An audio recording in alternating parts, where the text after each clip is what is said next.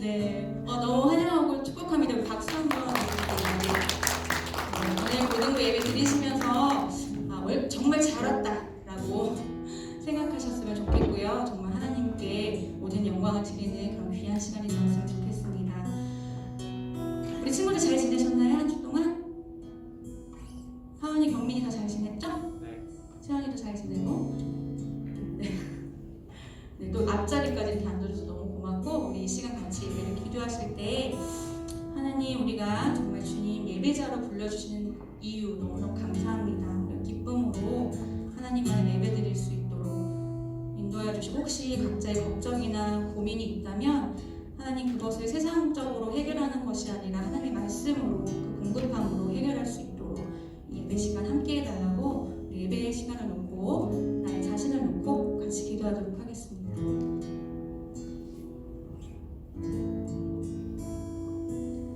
감사합니다. 오늘도 이 자리에 저를 불러주시고 하나님께 이끌어주셔서 기쁨으로 하나님의 예배를 나가기 원합니다. 한 주간 내 삶 가운데 우리의 필요를 채워주시는 하나님의 이름을, 또 하나님의 그 사랑을, 하나님의 섭리를 강함을 느끼며 감사하는 마음으로 이 예배 시간에 참여할 수 있도록 함께해 주시옵소서.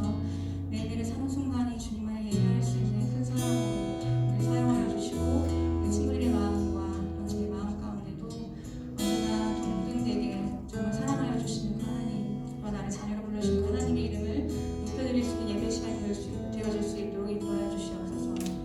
이 모든 말씀을 너무나 사랑하시는 예수님의 이름으로 기도드렸습니다. 사도신경으로 우리의 신앙을 고백합니다. 나는 전능하신 아버지 하나님, 천지의 창조주를 믿습니다. 나는 그의 유일하신 아들, 우리 주 예수 그리스도를 믿습니다. 그는 성령을 입게 되어 동정녀 마리아에게 나시고 본디오 빌라도에게 고난을 받아 십자가에 못 박혀 죽으시고 장사된 지 사흘 만에 죽은 자 가운데서 다시 살아나셨으며 하늘을 오시어 전능하신 아버지 하나님 우편에 앉아 계시다가 거기로부터 살아있는 자와 죽은 자를 심판하러 오십니다. 나는 성령을 믿으며 거룩한 공교회와 성도의 교제와 죄를 용서받는 것과 몸의 부활과 영생을 믿습니다. 아멘.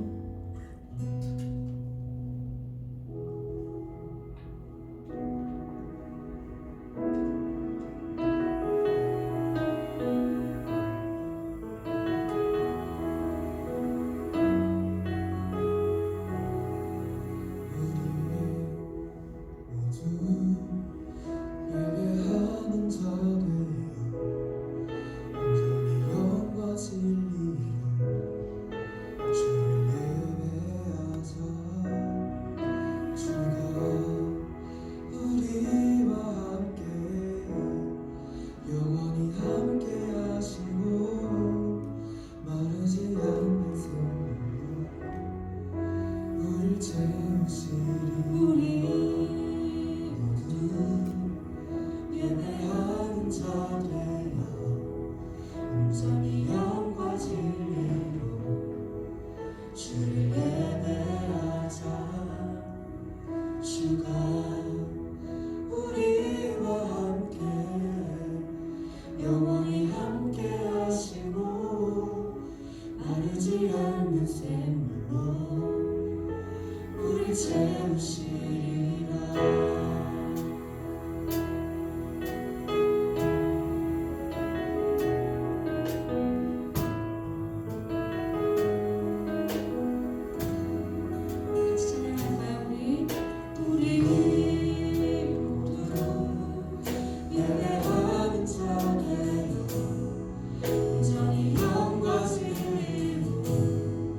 주를 예배하자. 주가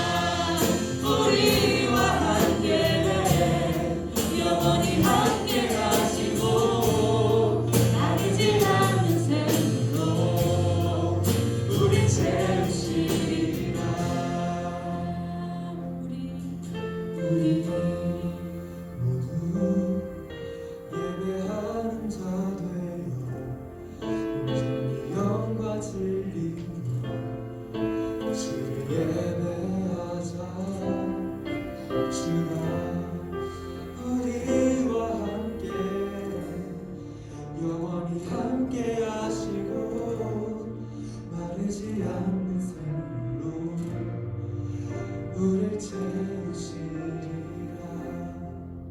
아멘. 마르지 않는 샘물로 우리를 채우시는 그 주님의 이름을 선포하며 찬양합시다. 우리 모두 제자리 일어나실까요?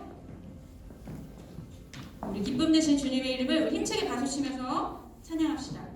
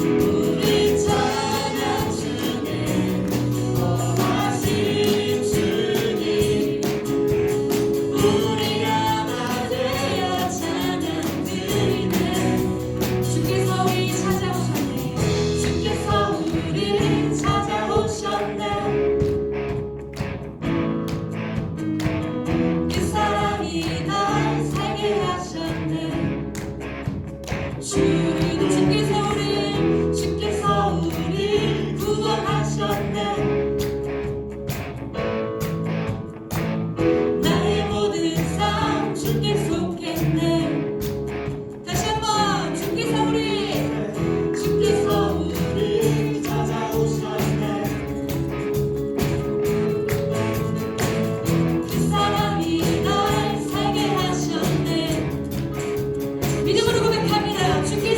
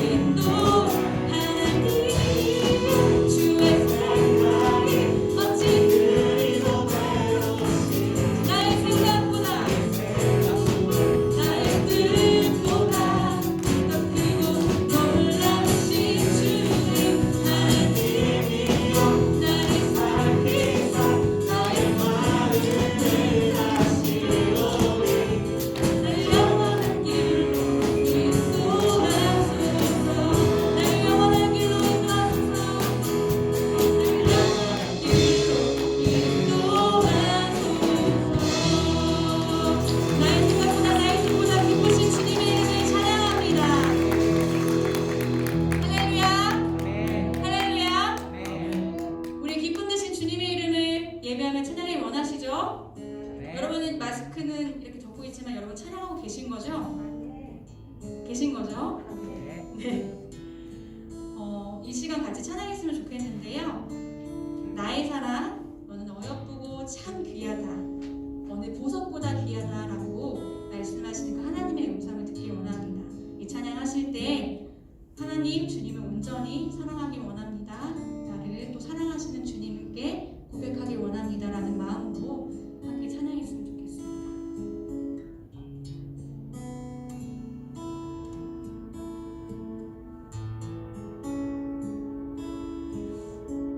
나의 사랑, 너는 어여쁘고 참 귀하다. 어느 보석보다 귀하다. 내가 사랑스러운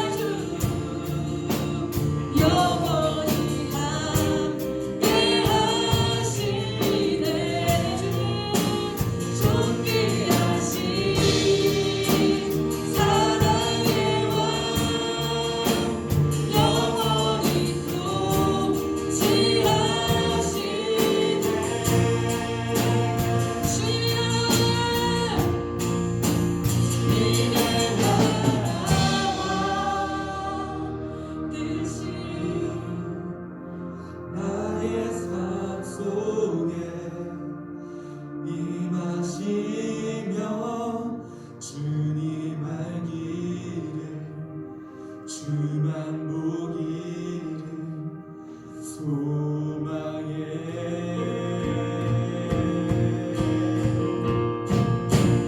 눈이 살아가 힘과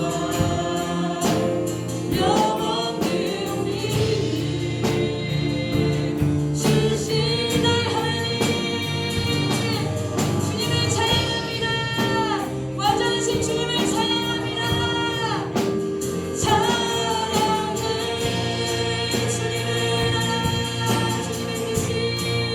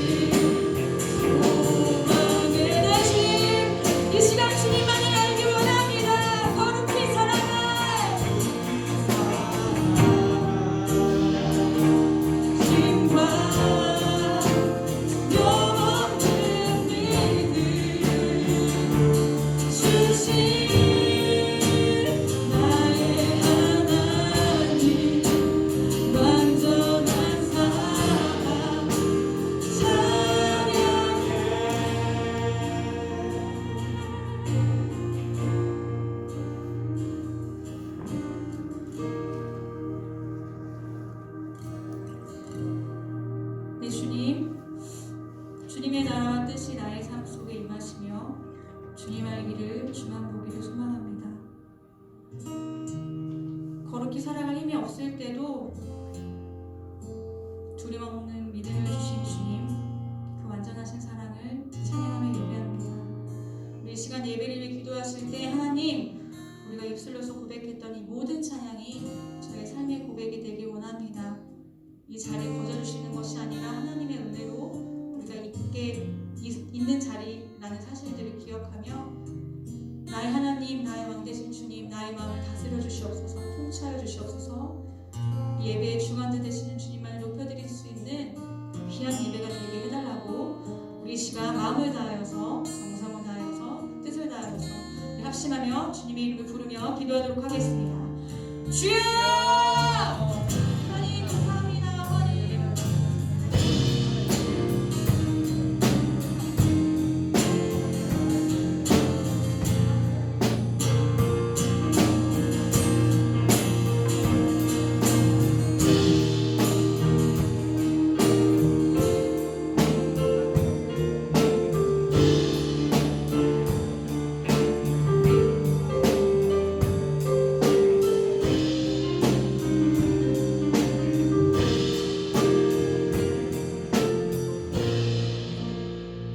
사랑하는 주님, 오늘 이 시간에 이 귀한 자리에 모여 같이 찬양 드릴 수 있게 해주시니 감사드립니다. 저희는 어려움이 닥칠 때면 회피하기 바쁘고 그 어려움이 끝나기만 기다려왔습니다. 코로나도 일상 속에 들어오긴 했지만 아직까지도 저희는 코로나를 핑계로 두려움과 어려움을 무서워하고 있습니다. 이제는 어려움을 무서워하기보다 하나님의 일하심을 기대하는 저희들이 되게 해주세요. 올 한 해가 시작되었지만 지난 한 주 동안도 하나님께서 원하시고 기뻐하시는 것들보다 영원하지 않은 것들에게만 마음이 뺏기고 시간을 보낸 것 같습니다. 육체의 욕을 따르지 않고 성령을 따르는 삶을 기쁨으로 살아야 할 테지만 여전히 옛사람에 매여 살곤 합니다. 매일매일의 삶 속에서 여러 가지로 우리를 무너지게 하는 장애물들과 유혹, 도전들로부터 우리들을 보호해 주시고 주님께서 우리에게 신실하신 것처럼 저희들도 주님께 신실할 수 있게 붙잡아 주세요. 주님께 모든 영광 돌려드리기 원하며 이 모든 말씀 예수님의 이름으로 기도드렸습니다.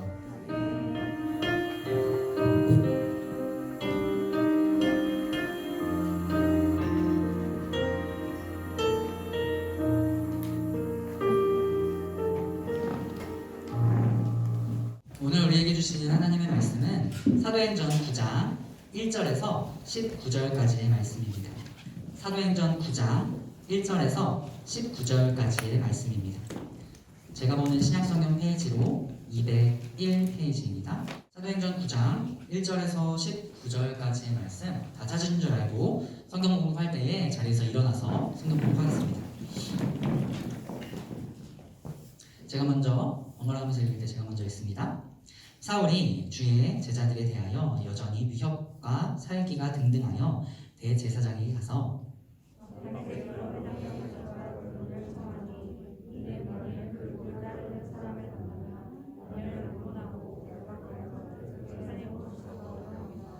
사울이 길을 가다가 다메섹에 가까이 이르더니 호련히 하늘로부터 빛이 그를 둘러 비추는지라.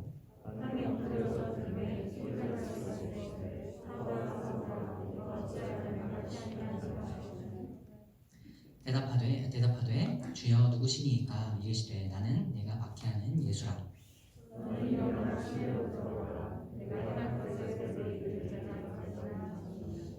같이 가던 사람들은 소리만 듣고 아무도 보지 못하여 말을 못하고 서 있더라.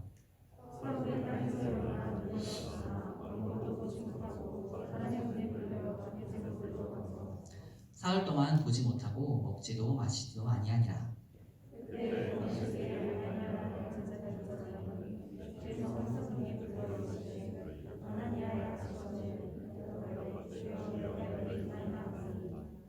주께서 이르시되 일어나 집 가라 하는 거리로 가서 유다의 집에서 다소 사람 사울이라 하는 사람을 찾으라. 그가 기도하는 중이니라.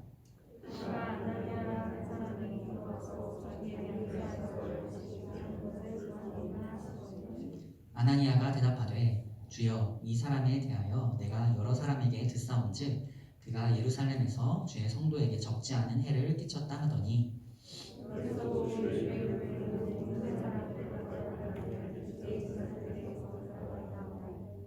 주께서 이르시되 가라. 이 사람은 내 이름을 이방인과 임금들과 이스라엘 자손들에게 전하기 위하여 택한 나의 그릇이라.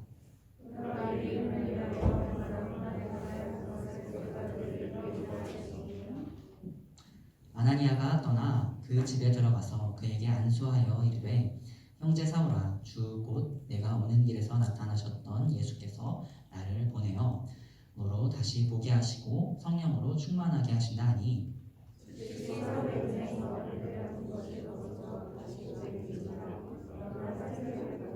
함께 읽습니다. 음식을 먹음에 강간하여지니라. 사울이 다메섹에 있는 제자들과 함께 며칠 있을세. 아멘. 할렐루야. 아멘. 네, 고등부 예배에 오신 여러분들을 진심으로 환영하고 축복합니다. 네, 반가운 얼굴들이 많네요. 네, 뭔가 이렇게 지난주에 이제 부장님께서 말씀해 주셨는데 앞자리부터 이렇게 채워 앉으라고 이렇게 또 말씀해 주셨는데 또 어떻게 이렇게 말을 잘 듣고 앞자리부터 이렇게 탁 채워서 앉으시니까 너무 보기가 좋네요. 네, 세연이 맞나요? 세연이? 네, 세연이도 반갑네요. 네, 오늘 그리고 또 새롭게 또 선생님 두 분께서 우리 예배 자리에 참석해 주셨습니다. 송유한 집사님과 이은혜 집사님, 네, 진심으로 또 환영하고 축복합니다. 여러분들 아주 작은 습관의 힘이라는 책 있나요? 책 알고 계신가요? 이 책의 저자 제임스 클리어라는 사람이 있는데요. 그분은 이제 고등학교 시절에 충망받는 야구 선수였어요. 그런데 연습 중에 동료 선수의 그 야구 배트에 얼굴을 정통으로 맞았어요. 엄청나게 큰 사고를 당해서 얼굴뼈가 30조각 정도 났다고. 이제 왼쪽 눈이 실명 위기에 처했고 심정지가 3번이나 왔다고 해요.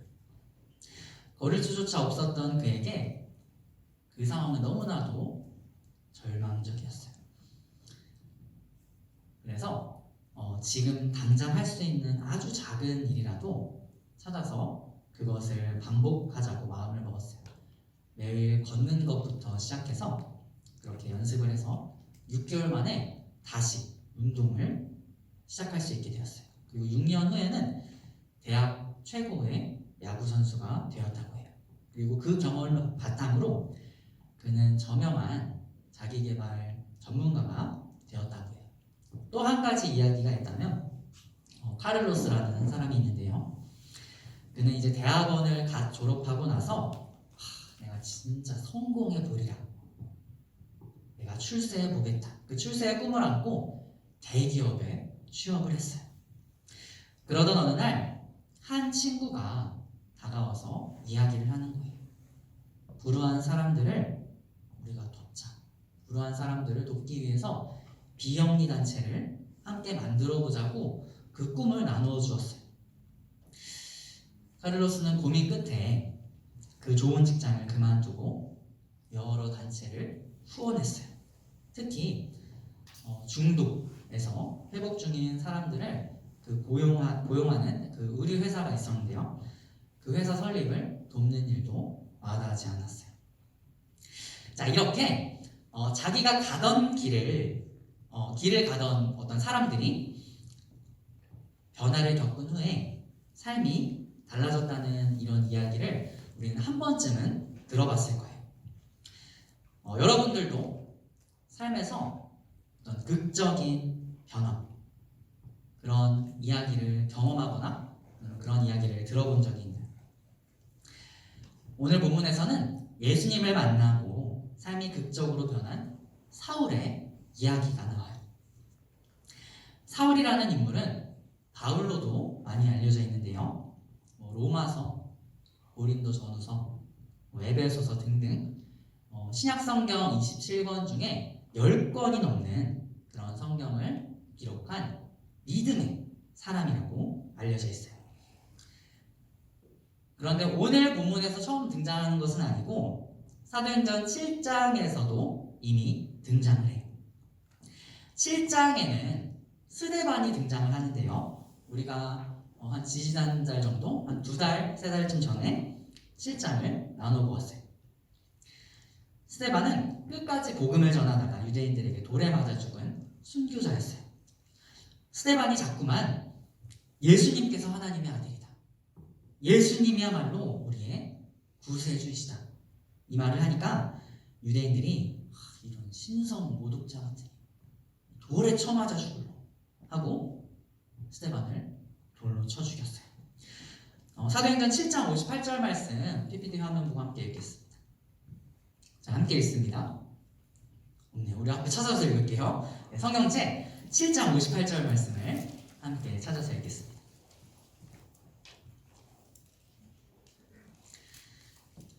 (7장 58절) 말씀입니다. 함께 읽습니다. 시작. 성 밖으로 내치고 돌로 칠세. 증인들이 옷을 벗어 사울이라 하는 청년의 발 앞에 두니라. 아멘. 네, 사울이 예수님을 만나고 부르심을 받기 전의 모습과 그 후의 모습을 나눠보기 위해서 오늘 본문 앞에 부분도 심도 있게 한번 다뤄보려고 해요. 자, 주변에 있던 유대인들은 보통 우리가 싸울 때 말리지 마 하면서 겉옷 벗어요, 안 벗어요?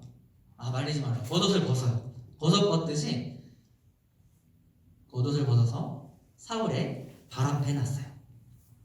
그리고 그들만의 사형을 집행하는데요. 그 사형은 실제로는 불법적이었어요. 하지만 그들은 이렇게 우리가 율법에 근거해서 율법을 어긴 자, 신성 모독한 자를 사형 집행했다는 증인이 필요했어요. 유명한 바리새인 율법학자 집안 출신인 사울이 그 옆에 있었어요. 이 사람이야말로 우리의 증인이다. 그래서 그들은 그 증인 사울의 발 앞에 자신들의 겉옷을 벗어났을 거예요. 그런데 훗날 열심히 복음을 전한 바울의 모습과는 너무나도 다르게 8장 1절에서 사울은 뭐라고 말씀하고 있냐면, 사울은 스데반이 죽임당한 것을 마땅하게 여겼다. 이걸 다른 말로 표현해서 스데반 죽이는 것을 찬성하고 동조했다라는 의미예요. 왜 그랬을까요? 그런 믿음의 청년이, 그런 믿음의 사람이 어떻게 그걸 마땅하게 여겼을까요? 사울은 예수님을 거짓 선지자로 생각했어요. 그리고 사울은 예수님을 저주받은 사람으로 생각했어요. 신명기 13장에 보면 거짓 선지자를 처형하라는 율법이 나와요. 사울은 예수님이 거짓 선지자로 십자가형을 당했다라고 생각하고 있었어요. 그리고 무엇보다도 율법에 보면 신명기 21장 23절 말씀에 보면 나무에 달린 자는 저주받으니라. 이 말씀에 따라서 예수 저주받은 사람이에요. 저주받은 청년 이렇게 생각했어요.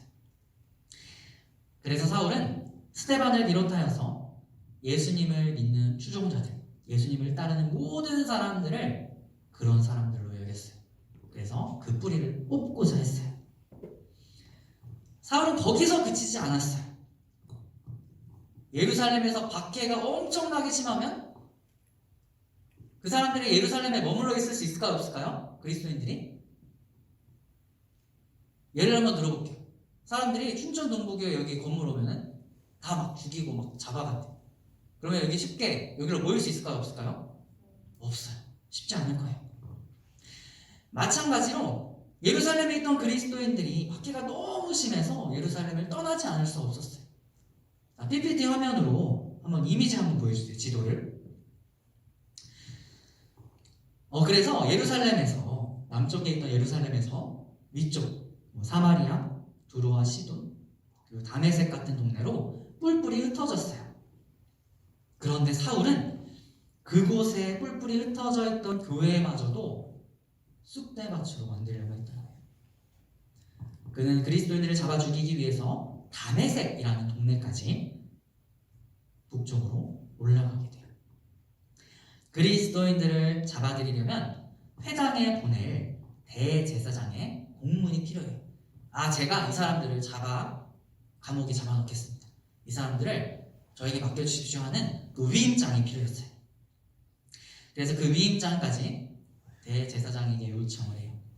그래서 본문 9장 1절에서 그는 다메섹으로 떠나는데요. 살기라는 표현이에요. 살기. 교회 이제 내 손은 진짜 끝났다. 정말 성도들을 모조리 죽이려고 하는 그 마음 상태를 알 수가 있어요. 그런데 다메섹으로 가는 길에 문제가 생겨요. 사울이 다메섹으로 이동하는 길에 한 낮이라고 이 본문에서 나오진 않지만 다음 사도행전 22장과 26장에 보면 간증하는 부분이 나오는데 그때 한 낮이라는 표현이 나와요. 정오라고. 그런데 햇빛보다도 훨씬 더 밝은 어떤 빛이 그를 비춰요.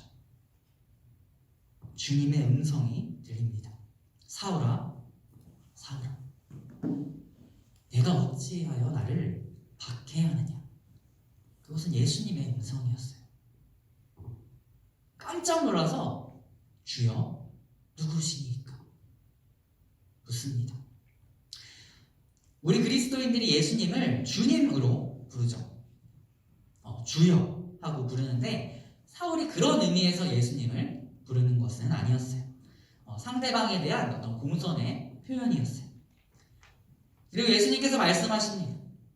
나는 내가 박해하는 예수다. 자, 그런데 생각해보면 사울은 예수님을 박해한 적이 없어요. 뭐지, 예수님 거짓말하셨나? 사울은 예수쟁이들을 박해했어요. 예수님을 박해한 것은 아니었어요. 추종자들, 예수님을 따르는 교회를 박해했던 거예요. 예수님께서 이 말씀에서 어떤 메시지를 주고자 하시냐면 교회를 박해하는 것은 곧 예수님을 박해하는 것이다. 교회를 박해하는 것은 교회의 배후에 계신 예수님을 박해하는 것이다. 교회를 박해하는 것은 교회와 함께 하시는 예수님을 박해하는 것이다. 예수 그리스도의 몸된 교회를 박해하는 것은 그 교회의 머리 되시는 예수 그리스도를 박해하는 것이다. 이것과 마찬가지라는 거예요. 그리고 계속 말씀하십니다. 일어나 시내로 들어가라. 너에게 행할 것을 알려줄 사람이 있을 것이다. 말씀하세요. 음성을 통해 예수님을 만난 사울은 눈을 떴지만 아무것도 보지 못했어요. 다른 사람들의 도움을 받아서 겨우겨우 다메섹으로 이제 도착을 했는데요. 3일 동안 앞을 볼 수 없었다고 말씀하고 있어요. 얼마나 충격을 받았는지 먹지도 않고 마시지도 않는 거예요. 3일 동안. 그런데 마침 그때 하나님께서는 아나니아라고 하는 다메섹에 있는 제자를 환상 중에 또 만나주세요. 오늘 본문 10절에서 그 아나니아라는 사람을 제자라고 표현하고 있는데요. 아나니아가 실제로 예수님께서 살아생전에 예수님을 따르던 그 제자라기보다는 그리스도인이라는 표현이에요. 10절에서 제자, 그리고 13절에서 주의 성도, 그리고 14절에서 주의 이름을 부르는 사람 모두 그리스도인이라고 생각하시면 돼요. 예수님의 음성을 듣고 그 그리스도인, 교회의 성도 그 아나니아는 깜짝 놀랐을 거예요. 아니, 예수님, 이게 말이 돼요? 아니, 교회를 그렇게 쥐잡듯이 수대밭으로 만들고 성도를 괴롭히고 교회를 그렇게 밖에 하던 사람을 도우라고요? 그런데 주님께서는 큰 반전을 가지고 계셨어요. 이렇게 말씀하십니다. 사울은 내 이름을 위하여 세상에 복음을 전할 나의 택한 그릇이다. 택한 나의 그릇이라 라고 말씀하고 계세요. 그리고 한 가지 더 말씀하십니다. 그가 내 이름을 위해 많은 고난을 받을 것이다.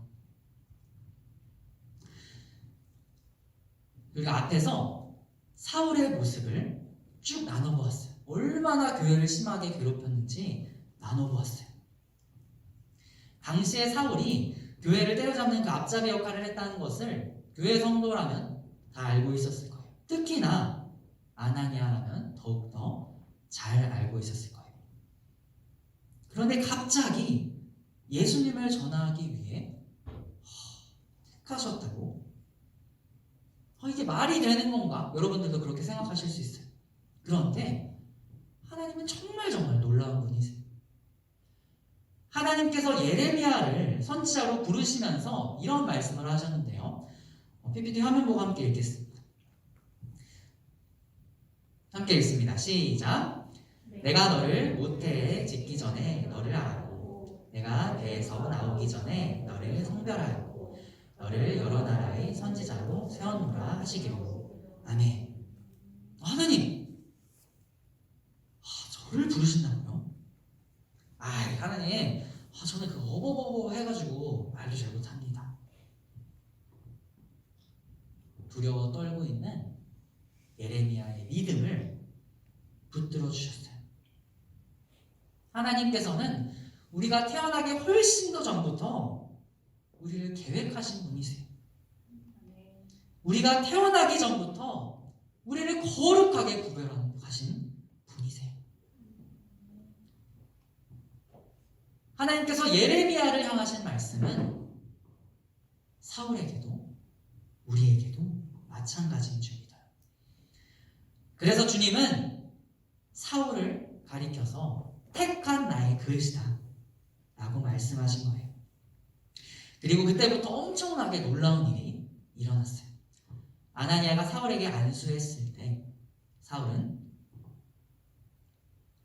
눈에 비닐 같은 것을 벗고 다시 보게 되었어요. 하나님이 그를 다시 보게 하시고 회복시키셨어요. 훨씬 더 놀라운 일이 일어나는데 하나님은 그가 세례받게 하시고 이제 그를 사용하세요. 정말 놀라운 일은 사울의 비포와 애프터. 우리가 다이어트 하거나 성형하거나 어떤 놀라운 변화가 있을 때 비포, 애프터 해요. 사울은 비포와 애프터가 너무나 달랐어요. 예수님을 만나고 나서 완전히 새로운 사람이 되었어요. 달라진 그 모습이 얼마나 충격적이었냐면 다메섹에 있는 교회를 초토화시키기 위해서 다메섹으로 사울은 갔어요. 그런데 그 다메섹에서 오히려 예수 그리스도를 전하고 있는 거예요. 와, 이게 너무 충격적이어서 이게 과연 어떤 느낌일까 고민하다가 누군가의 경험담을 떠올려 봤어요. 수능을 보고 가족여행을 갔어요. 한번 상상해 볼게요. 제주도에 가서 좋은 시간을 보내고 있는데 알고 봤더니 제주도에 있는 재수생 기숙학원에 들어간 거예요. 너무 충격적이지 않나요? 분명히 가족 그 3박 4일 여행인 줄 알았는데 이렇게 긴 여행이 될 줄은 몰랐던 거죠. 한 300박 정도 되는 그런 긴 여행. 사울의 모습이 어쩌면 이런 충격적인 느낌이었을 것 같아요.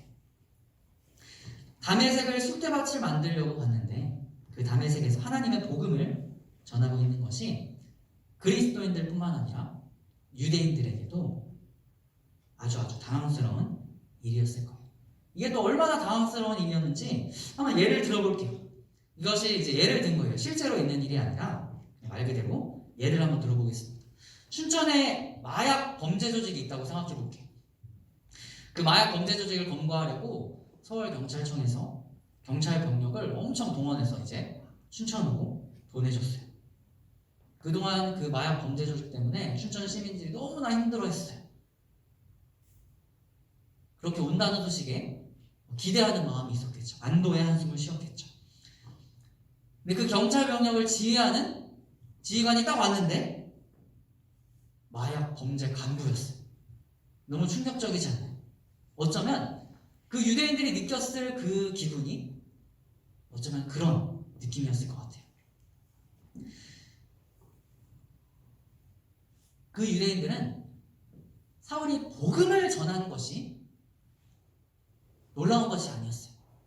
그러니까 복음을 전하는 것은 이미 늘상 예수쟁이들이 항상 이렇게 복음을 전하고 다니니까 그들에게 그 복음이라는 것이 그 복된 소식이 사실 놀라운 것은 아니었어요. 정말 그들에게 놀라웠던 것은 뭐냐면 교회를 예수쟁이들을 그렇게 쥐잡듯이 쓸고 다녔던 사울이 그 사울이 예수를 전했다는 거예요.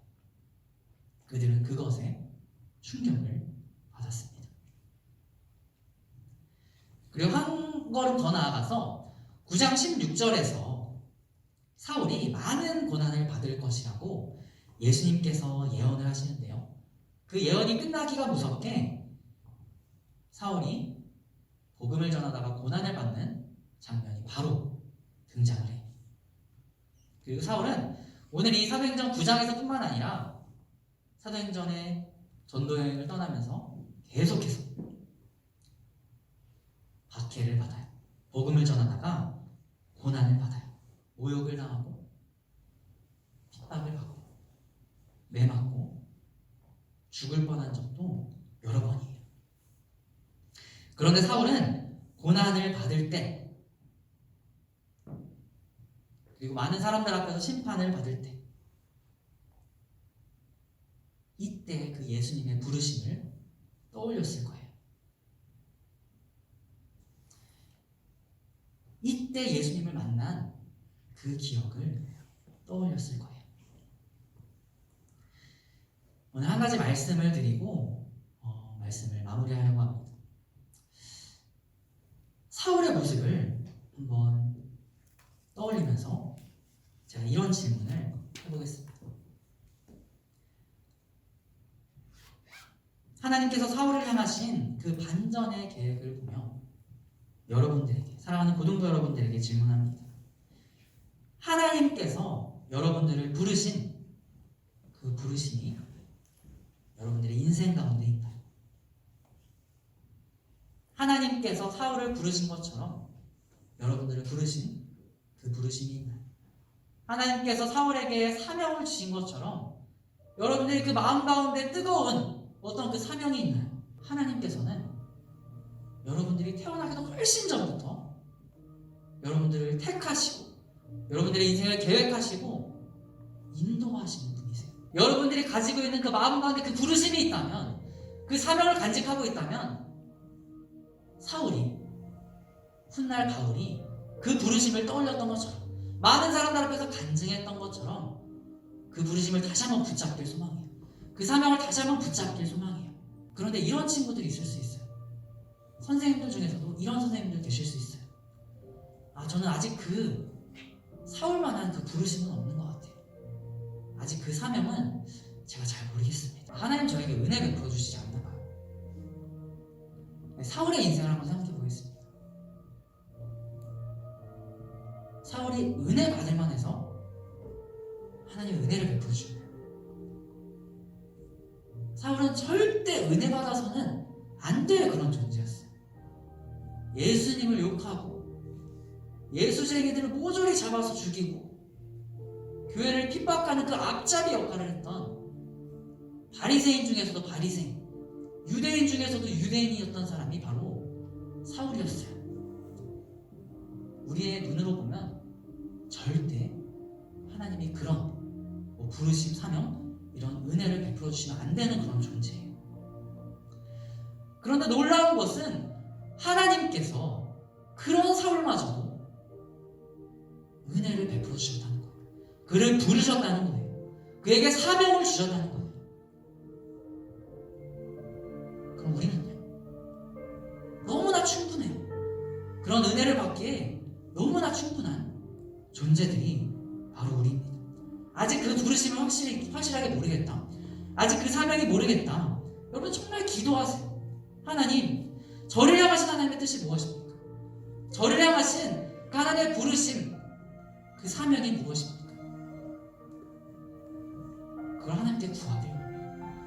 하나님께서 예레미야를 통해서 분명하게 말씀하셨습니다. 너는 내게 부르짖으라. 내가 내게 응답하겠고, 이 말씀을 붙들고 주님께 나아가기를 소망합니다. 여러분 한 분 한 분은 주님께서 보시기에 택한 나의 그릇인 줄 믿습니다. 여러분들이 오늘 예배 가운데 돌아가서 앞으로 삶 가운데 그 믿음 가지고 살아가기를 소망합니다. 우리 시간 함께 기도하겠습니다. 우리 이 기도 제목 가지고 함께 기도하겠습니다. 하나님, 오늘 사울의 모습을 통해서 제 신앙을 돌아봅니다. 저를 향하신 부르심, 사명이 있었다면 그 사명을 붙들고 그 뜨거운 마음 가지고 나아가길 원합니다. 하지만 아직 그 부르심, 사명을 아직 경험하지 못했다면, 아직 제가 깨닫지 못한다면 주님 깨닫게 하여 주시옵소서. 정말 기도로 나아갑니다. 말씀으로 나아갑니다. 예배로 나아갑니다. 이렇게 결단하며 은혜 베풀어 달라고 이 시간 기도하며 나아가겠습니다. 기도합니다. 하나님, 이 고등부에 은혜 베풀어 주시옵소서. 이 부르심을 붙잡고 나아갑니다. 은혜 베풀어 주시옵소서. 이 부르심 가운데 하나님, 이 고등부를 기억하여 주시고 만나 주시옵소서. 인생 가운데 너무나도 달랐던 그 사울의 이전과 이후의 모습, 예수님을 만나고 너무나도 다른 삶을 살았습니다. 정말 하나님께 쓰임받는 그런 삶이었습니다. 하나님께서 사울이 태어나기 훨씬 더 전부터 택한 나의 그릇으로 하나님 사울을 부르셨습니다. 하나님, 이 고등부 한 영혼 한 영혼을 향한 그 부르심을 무엇입니까? 그 사명은 무엇입니까? 하나님 깨닫게 하여 주시옵소서. 하나님, 저희들에게 깨닫게 하여 주시고 저희들을 하나님 다시 한번 저희들의 믿음을 붙잡아 주시옵소서. 하나님 붙잡아 주시옵소서. 하나님 감사합니다. 이 고등부를 붙잡아 주시옵소서. 사울을 부르셨던 것처럼 택한 나의 그 그릇으로 이 고등부 귀한 한 영혼 한 영혼을 붙잡아 주시고 인도하여 주시옵소서. 은혜 베풀어 주시옵소서. 남은 예배 순서 인도하실 줄 믿고 감사드리며 이 모든 말씀 예수 그리스도의 이름으로 기도드립니다.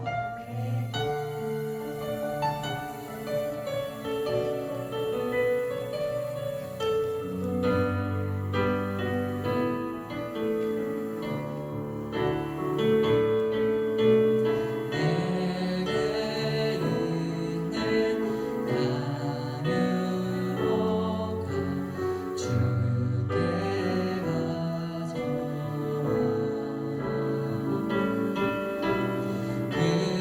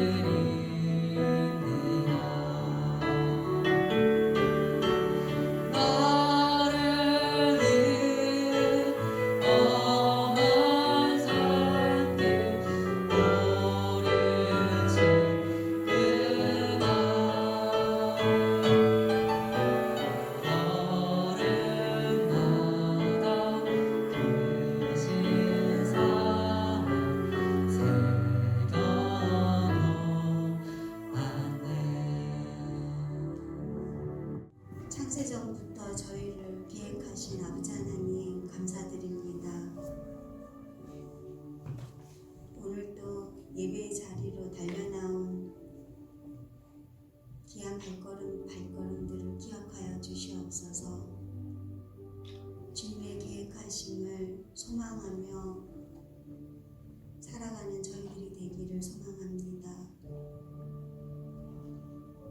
작은 마음을 모아서 주님께 헌금 드립니다.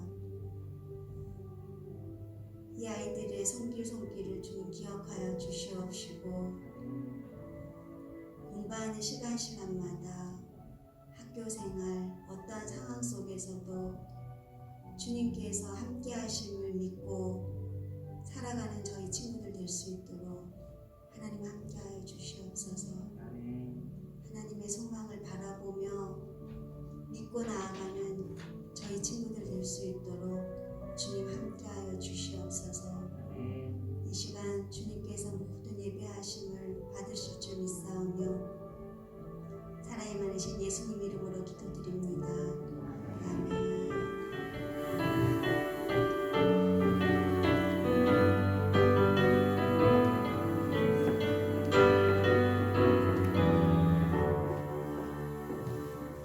주의 기도로 오늘 고등부 예배를 마치겠습니다. 하늘에 계신 우리 아버지, 아버지의 이름을 거룩하게 하시며 아버지의 나라가 오게 하시며 아버지의 뜻이 하늘에서와 같이 땅에서도 이루어지게 하소서. 오늘 우리에게 일용할 양식을 주시고 우리가 우리에게 잘못한 사람을 용서하여 준 것 같이 우리 죄를 용서하여 주시고 우리를 시험에 빠지지 않게 하시고 악에서 구하소서. 나라와 권능과 영광이 영원히 아버지의 것입니다. 아멘.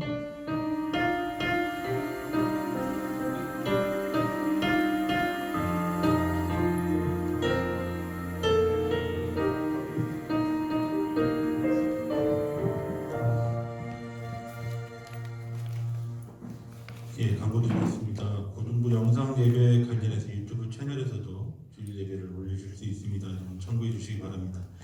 카리스 찬양팀 모집 중에 있습니다. 관심 있는 분들 적극적으로 문의해 주시기 바랍니다. 우리 김상미 선생님과 상의해 주시면 될 것 같습니다. 그리고 2022년 디아코니아 장학생 모집이 있습니다. 여러분들 스스로가 교회 홈페이지 참고하셔서 보시고 우리 분반 담임 선생님께 상의해 주시기 바랍니다. 누구나 다 될 수 있지만 또 누구나 다 될 수 없는 게 장학생 모집입니다. 근데 혹시 여러분들 어려움이 있으시거나 이렇게 하시면 우리 선생님들하고 꼭 상의해 주시기 바랍니다. 디아코니아 ESG 운동 캠페인 벌어지고 있고요. 재직 훈련, 재직 헌신 예배 오늘 주일 7시에 예정이 되어 있습니다. 그리고 오늘 우리 그 두 분의 선생님 오셨는데 앞으로 한번 모시겠습니다. 여러분 가끔 학교들이 있는데요. 그 교사로 헌신하는 게 쉽지는 않습니다. 네, 오셨으니까 이제 앞으로 뭐 어떤 아저씨야 그러지 마시고 인사 안녕하세요 서로 인사하시고 해주시기 바랍니다. 네, 좀 이렇게 우리 지금 이제 몇 학년을 담당하고 이렇게 할 것들은 아직 좀 상의를 더 할 거고요. 우리 남자 선생님 송요한 선생님, 이은혜 선생님이세요. 여러분 큰 박수로 환영해 주세요.